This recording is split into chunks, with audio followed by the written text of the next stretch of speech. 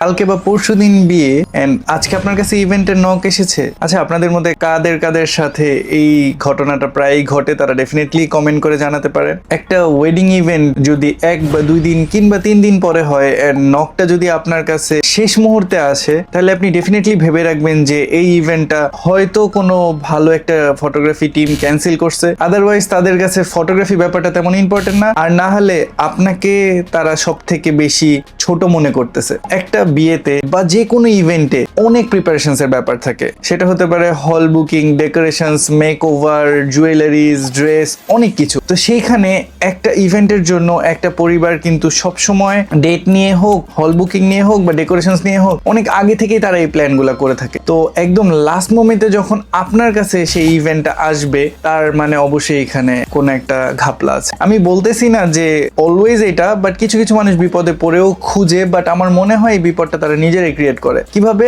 একটা ফটোগ্রাফিকে ওই পুরো বিয়ের বাজেটের পার্ট না ভেবে ওইটাকে যখন অনেক তুচ্ছ একটা কাজ, এটা পরে করলে হবে, ডাজেন্ট ম্যাটার, একটা লাস্ট মোমেন্টে নিয়ে নিব। আর যদি আপনার পরিচিত কারোর থেকে নক এসে থাকে, তাহলে আপনি হচ্ছেন সেই মানুষটার কাছে সব থেকে কম মূল্যবান মানুষ, যিনি কিনা একজন ফটোগ্রাফার। তাদের বাজেট এক্সট্রিম লো, এর জন্য আপনার কাছে এসে নক করছে। এই টাইপের ইভেন্টস আপনি একটু অ্যাভয়েড করার ট্রাই করবেন। আশা করি ব্যাপারটা বুঝতে পারছেন। ভালো থাকবেন, সুস্থ থাকবেন। Like, share and subscribe.